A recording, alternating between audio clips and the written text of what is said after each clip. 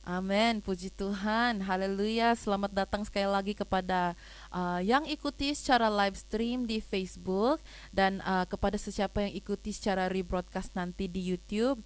Ya, welcome to our bahasa service di gereja Etnos. Ya, kita teruskan sharekan ibadah kita ya biar teman-teman dan juga keluarga kita diberkati dengan firman Tuhan. Jadi hari ini saudara saya akan kongsikan firman Tuhan kepada kita. Ya, Pastor Carlo pagi tadi dia diundang untuk berbicara di gereja lain. Jadi hari ini saya ada kesempatan ya untuk membawa firman Tuhan kepada kita. Amin. Nah, kita masuk dalam buku Markus pasal 10 ayat 45. Dia katakan karena anak manusia juga datang bukan untuk dilayani melainkan untuk melayani dan untuk memberikan nyawanya menjadi tebusan bagi banyak orang. Sebentar. Right, jadi dalam konteks yang lebih luas ya dari buku Markus tadi, ayat ini dia muncul sebagai bagian dari respon Yesus ya terhadap murid-muridnya yaitu Yakobus dan juga Yohanes, anak-anak Zebedeus ya, yang dimana mereka mencari kedudukan ya untuk duduk di sebelah kanan dan kirinya Yesus ya dalam kemuliaannya. Ya, jadi Yesus dia menggunakan kesempatan ini untuk mengajar mereka dan juga anak murid Yesus yang lain tentang sifat kebesaran sejati di dalam kerajaan Allah. Ya, di dalam kerajaannya Tuhan yang ditandai dengan sikap melayani dan juga pengorbanan ya daripada kekuasaan dan juga prestis ya.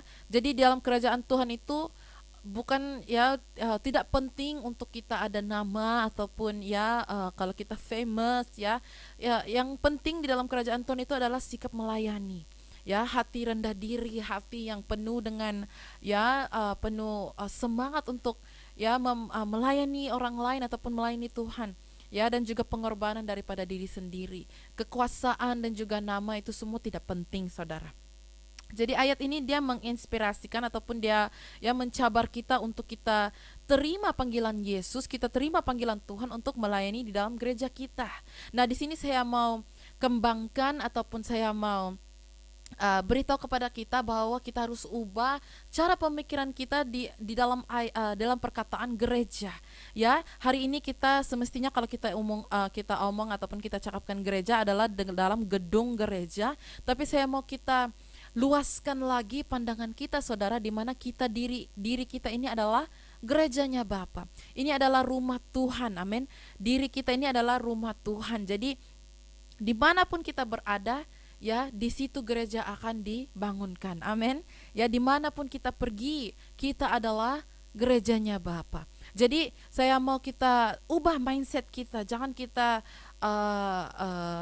kita limitkan ya bahwa gereja itu di dalam gedung sahaja, only in the four walls building, tetapi gereja itu lebih luas karena kita adalah gereja ya. Jadi kita perlu memahami pentingnya pelayanan dalam kehidupan seorang Kristen dan juga dampaknya terhadap komunitas gereja dan juga di dalam dunia ya. Jadi ayat ini Markus 10 ayat 45 tadi dia penting karena terdapat beberapa alasan, saudara. Saya mau masuk ke dalam alasan itu. Yang pertama, pelayanan Yesus.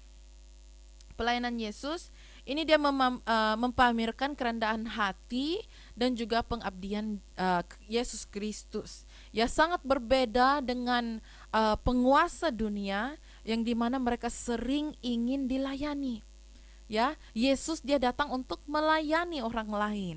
Ya, sangat-sangat berbeza, saudara. Ya, karena Tuhan Yesus walaupun dia itu Allah Bapa, walaupun dia itu ya raja segala raja, Tuhan segala Tuhan, tetapi dia sangat ya rendah diri di mana dia datang untuk melayani, bukan untuk dilayani. Dimanapun Tuhan Yesus pergi, ya sementara dia di dalam dunia ini, dimanapun dia pergi, dia tidak pernah mengumumkan ketibaannya di dalam ya di mana-mana dia pergi, ya sama seperti kedatangannya yang kedua nanti kita pun tidak tahu bila dia akan datang kembali, amin.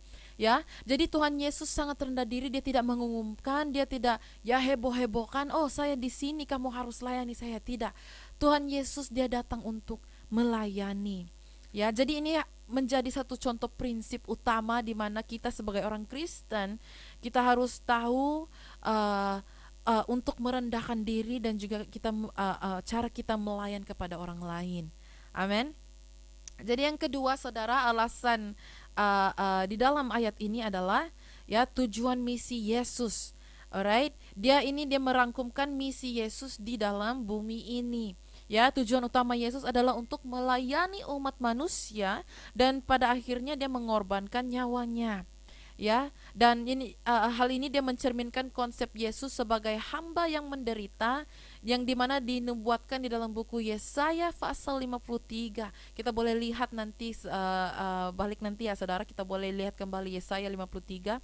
Dia telah dinubuatkan sebagai hamba yang menderita di mana akhir nanti Tuhan Yesus dia akan mengorbankan dirinya untuk kita saudara.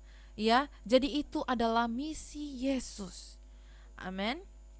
Yang ketiga saudara, konsep tebusan. Istilah tebusan dia bermaksud ya pada harga yang dibayar untuk pembebasan seseorang. Ya, jadi di dalam konteks teologis dia menandakan kematian Yesus sebagai penebusan dosa buat manusia ataupun untuk umat manusia, untuk kita saudara. Jadi Tuhan Yesus mati di kayu salib adalah satu tebusan untuk kita. Amin. Dan gagasan ini dia merupakan uh, inti soteriologi Kristen ya, pembelajaran tentang keselamatan ya, di mana pengorbanan Yesus dia dipandang sebagai sarana yang melaluinya umat manusia dapat berdamai dengan Tuhan. Ya, kematian Tuhan Yesus itu adalah membawa pendamaian di antara kita dengan Tuhan. Ya, jadi sebab itu Tuhan Yesus harus mati di kayu salib, dia menjadi tebusan supaya kita diselamatkan dan kita berdamai dengan Tuhan. Amin. Dan di situ Tuhan akan memberikan kita damai. Haleluya. Dan yang keempat saudara, teladan bagi orang-orang beriman. Ya, jadi ayat ini dia menetapkan satu standar perilaku ataupun sikap ya, personality orang-orang Kristen, di mana pengikut Yesus dia didorong untuk meniru teladan pelayanan dan juga pengorbanan dirinya ya di dalam kehidupan kita sendiri saudara. Jadi sangat penting untuk kita ya di saat kita membaca ataupun mempelajari firman Tuhan, jangan saja kita baca begitu dan belajar begitu saja, tetapi kita harus ikut apa yang Tuhan lakukan, kita teladani, kita tiru ya pelayanannya ataupun pengorbanannya Tuhan Yesus. Ya, jadi sangat-sangat penting untuk kita ya sebagai orang Kristen merendahkan diri kita ya, dan kita tidak mementingkan diri sendiri, dan kita ya pelayanan kita kepada orang lain bagaimana, adakah sama seperti Tuhan Yesus. Alright. Jadi malam ini saudara, sebenarnya saya membuat satu series ya untuk 3 minggu ya saudara, tetapi saya baru tahu minggu depan saya tidak akan berkongsi, tetapi tidak mengapa, minggu yang lagi satu saya akan teruskan series ini dan saya akan coba padatkan apa yang kita boleh dapat ya, apa yang saya boleh dapat sharekan, kongsikan ya. Jadi pointer yang pertama saya untuk dalam series ini adalah pelayanan dasar Alkitabiah. Alright. Jadi landasan Alkitabiah tentang melayani ini dia sangat kuat berakar dalam perjanjian lama dan juga perjanjian baru. Ya, dia menekankan pentingnya kerendahan hati, kasih dan tidak mementingkan diri sendiri di dalam pelayanan kepada Tuhan dan juga sesama manusia ataupun sesama kita. Jadi nanti saya akan breakdown ataupun saya akan pisahkan, nanti kita akan kembangkan pointer-pointernya ya. Jadi di dalam buku Matius pasal 20 ayat 28 dia katakan, sama seperti anak manusia datang bukan untuk dilayani, melainkan untuk melayani dan untuk memberikan nyawanya menjadi tebusan bagi banyak orang. Sama seperti ayat Markus pasal 10 ayat 45 ya saudara. Dan kita boleh lihat juga dalam buku Yohanes pasal 13 ayat 14 hingga 15 dikatakan, jadi jikalau aku membasuh kakimu, aku yang adalah Tuhan dan gurumu, maka kamu pun wajib saling membasuh kakimu.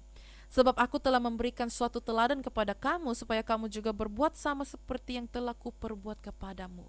Jadi bayangkan saudara ya, Kalau kita berada di masa itu, di saat itu, di mana Tuhan Yesus sebagai guru kita, sebagai rabai, ya, dia membasuh kaki kita, ya, sangat-sangat rendah hati, saudara. Jadi Tuhan Yesus dia katakan kita harus membuat, ya, sama seperti apa yang dia telah perbuat kepada kita. Jadi kita harus membasuh kaki sesama. Ya, dalam konteks ini, of course, kalau kita bawa kepada hari ini, tidak semestinya, tidak secara literal dia katakan ya kita basuh, kita pergi ke rumah, ya, saudara kita dan kita basuh kaki mereka, bukan, saudara. Tetapi ini dia membicarakan tentang bagaimana kita harus melayani orang lain ataupun melayani sesama kita, ya, sama seperti Tuhan Yesus telah melayani kita, kita juga harus melayani saudara kita. Amin. Jadi terdapat beberapa elemen, ya, dan di dalam ayat ini yang kita boleh nampak di dalam buku Perjanjian Lama dan juga Perjanjian Baru. Jadi saya mau berikan beberapa contoh di dalam buku-buku ini. Jadi kita lihat dulu di dalam Perjanjian Lama, saudara. Yang pertama, teladan Musa. Nabi Musa, dia sering dipandang sebagai pemimpin, pelayan yang sangat sejati ataupun ya faithful servant.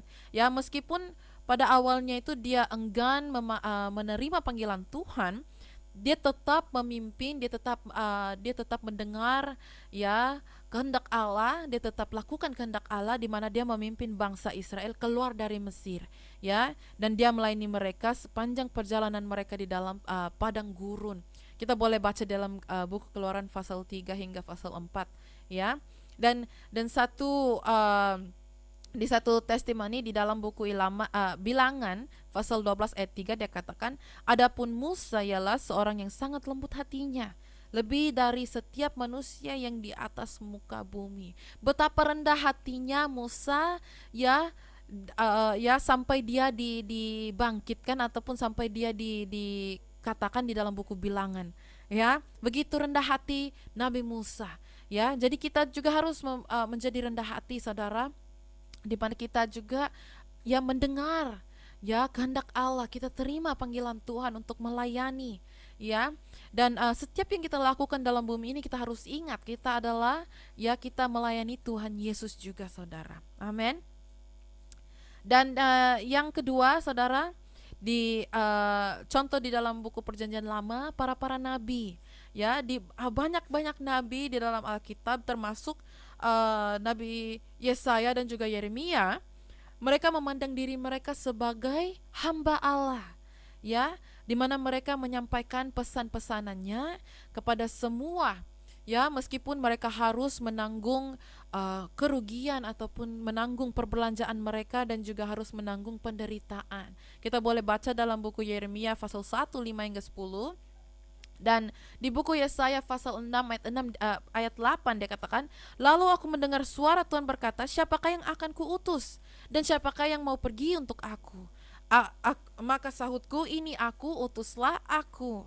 Ya, di situ Yesaya katakan, ini aku, utuslah aku. Jadi mereka, ya, walaupun mereka ini sebenarnya nabi-nabi, tetapi mereka memandang diri mereka sebagai hamba Allah, ya. Mereka sentiasa rendah hati di mata Tuhan, ataupun, ya, mereka tidak megah-megahkan kemuliaan itu kepada diri sendiri, tetapi kemuliaan itu adalah kepada Allah.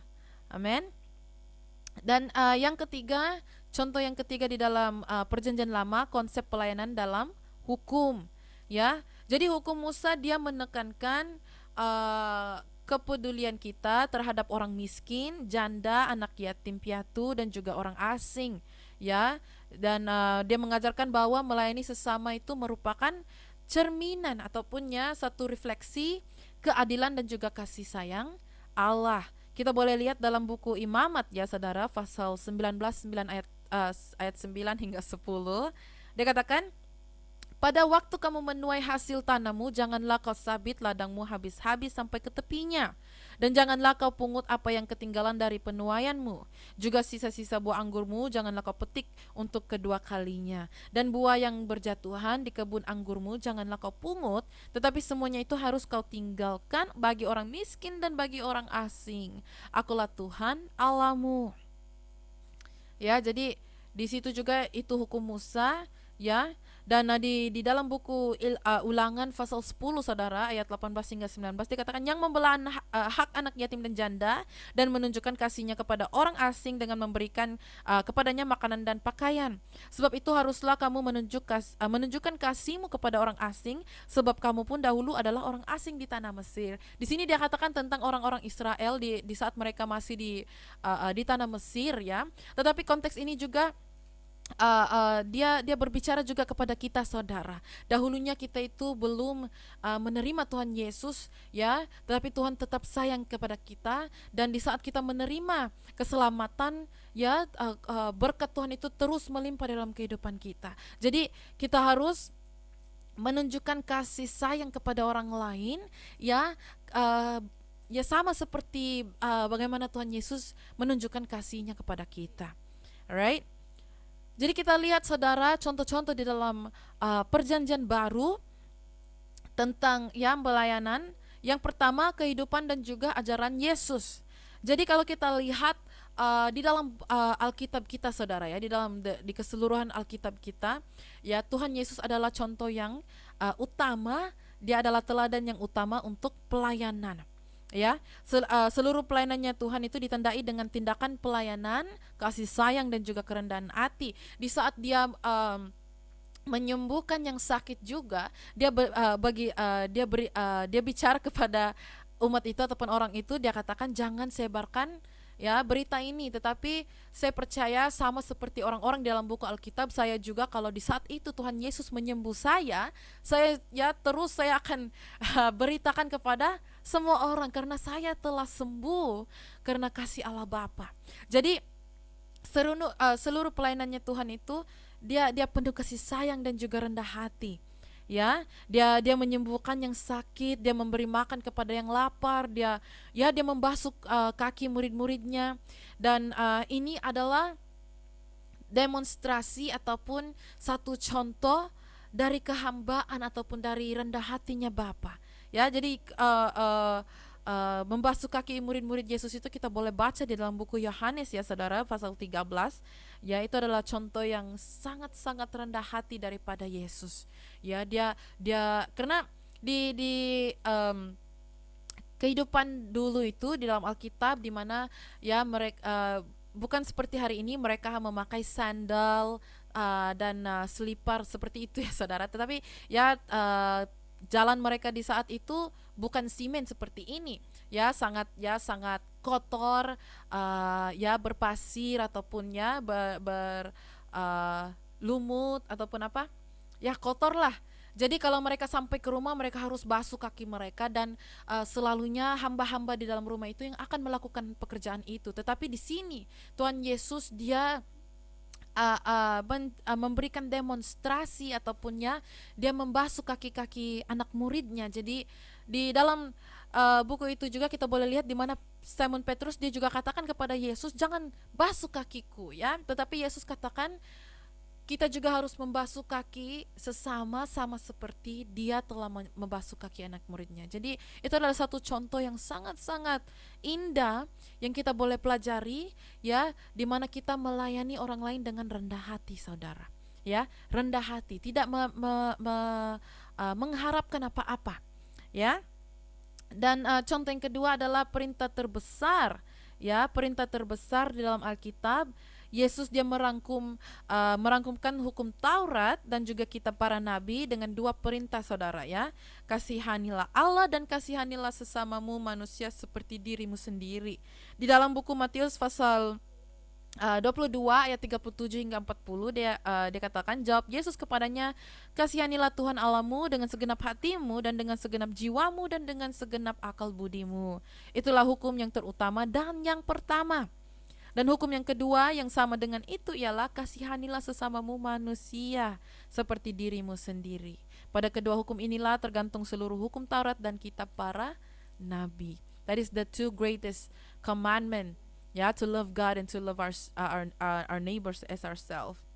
Jadi melayani orang lain itu adalah satu ekspresi yang langsung dari kasih Allah.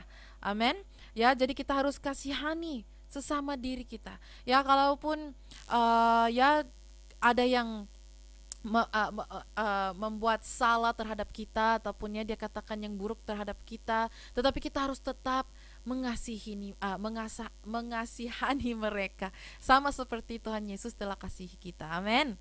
Jangan kita tetap tinggal di dalam masa lalu. Ya, Tuhan Yesus telah membawa kita keluar dari situ untuk kita maju terus, maju depan dengan Tuhan, ya, dengan kehendaknya Allah. Amin. Jadi jangan kita tinggal di masa lalu kita. Amin. Alright. Jadi yang ketiga, perumpamaan orang Samaria yang baik hati. Perumpamaan ini dia mengajarkan bahwa kasih bertetangga yang sejati, yang tulus, dia melampaui batas-batas etnis ataupun sosial, ya, ataupun ya siapapun kita, background kita, dan dia mendorong orang percaya ataupun kita saudara ya untuk melayani siapapun yang membutuhkan. Kita boleh baca dalam buku Lukas pasal 10 saudara ya, The Good Samaritan ya, kita boleh baca di mana kita harus melayani ya tanpa melihat suku kaum ataupun sosial ataupun etnis kita. Amin. Dan yang keempat saudara, ajaran keagungan sejati. Ya, di dalam buku Markus 10 tadi ya dia katakan karena anak manusia juga datang bukan untuk dilayani.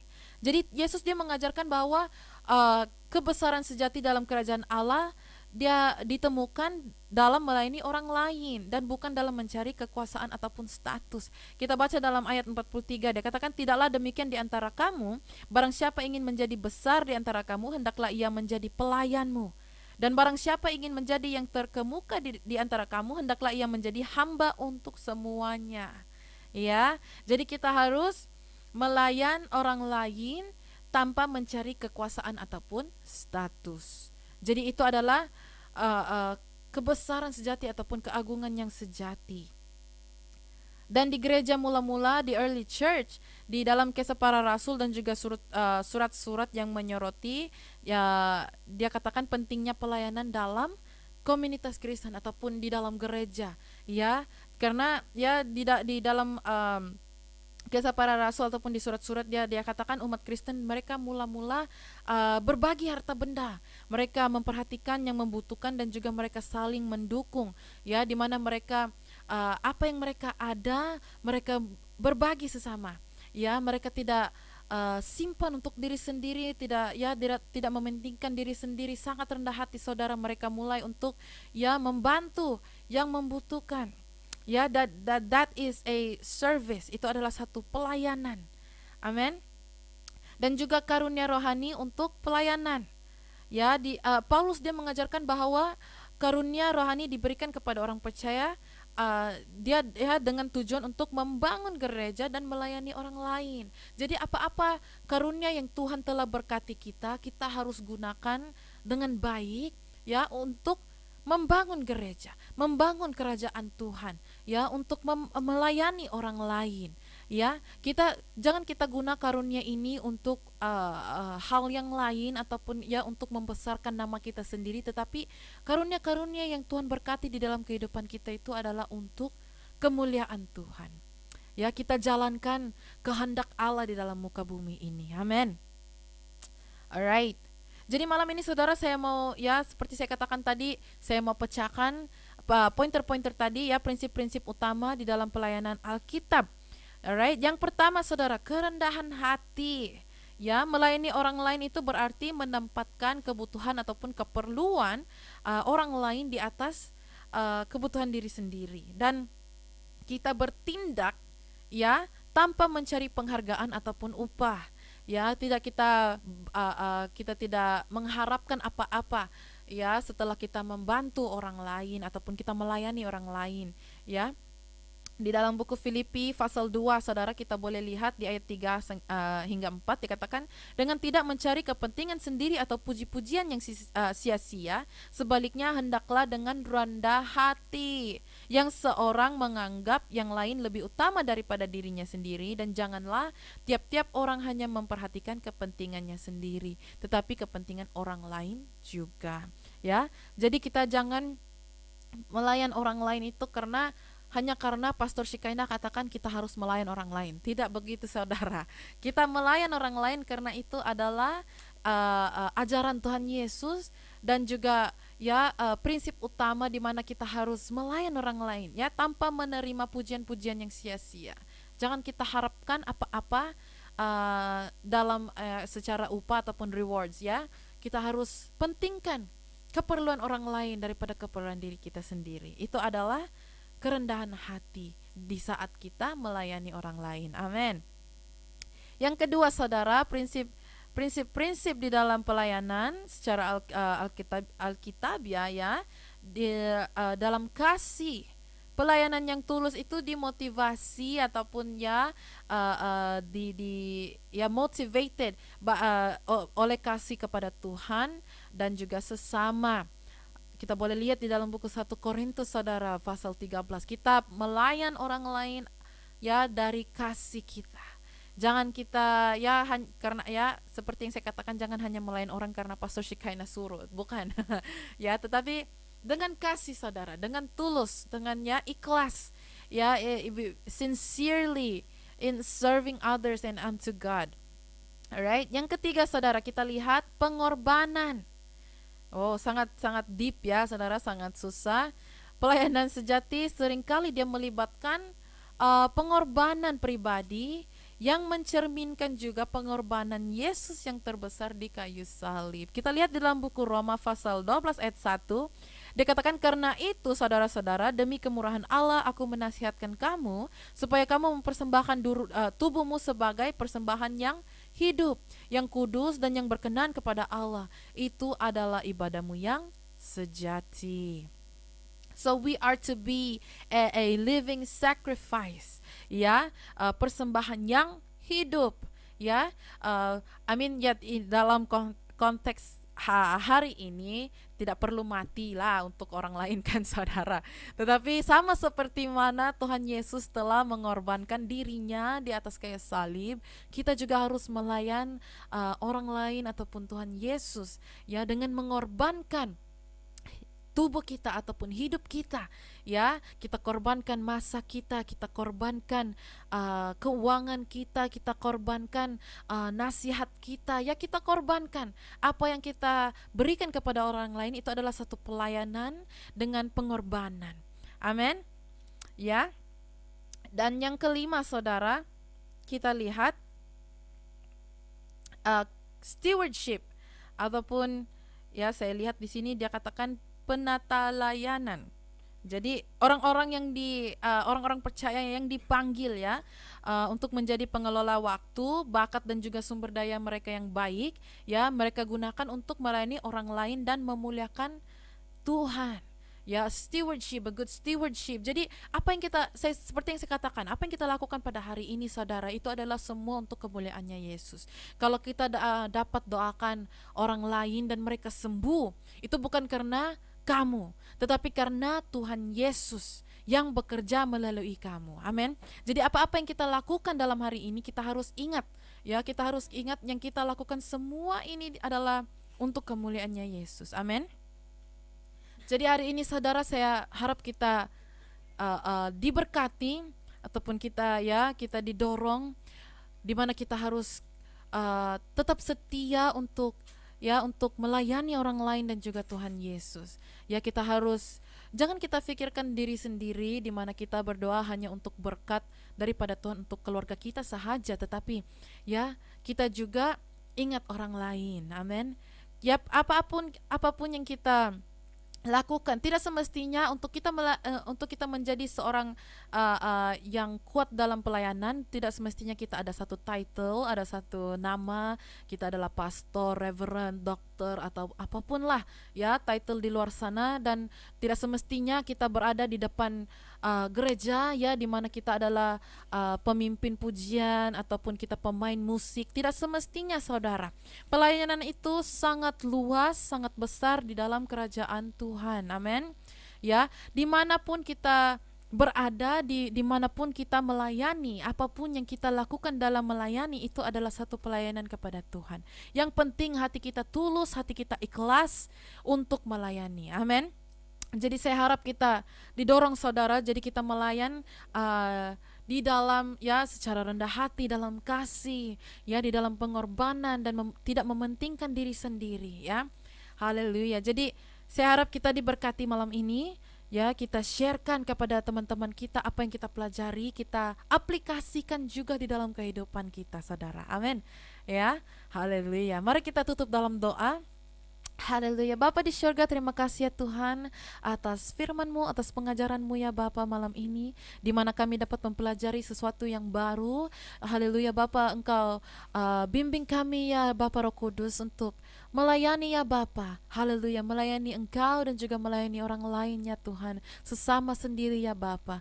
Haleluya, bimbing kami Tuhan untuk secara dalam kerendahan hati kami ya Tuhan, biarlah kami melayani ya Bapa, ya dengan rendah hati ya Tuhan, dengan kasih dan pengorbanannya Bapa, sama seperti Engkau telah lakukan di dalam muka bumi ini ya Bapa. Haleluya, terima kasih ya Tuhan, biarlah firman-Mu ya Bapa, haleluya, tinggal di dalam hati kami ya Tuhan, dan kami akan aplikasi ya Bapa di dalam harian kami, kehidupan harian kami, dan di dalam gereja kami, di dalam pelayanan kami ya Bapa. Haleluya, biarlah ini tinggal ya Tuhan dan tetap diulangi di dalam minda kami Bapa. Haleluya, kami berikan kemuliaan dan kesyukurannya Bapa kepada Engkau Tuhan. Haleluya, terima kasih ya Bapa, di dalam nama Tuhan Yesus kami berdoa, amin. Amin, haleluya. Tuhan berkati saudara, kita jumpa minggu depan, dan ya kita sharekan ibadah kita kepada teman-teman. Tuhan berkati.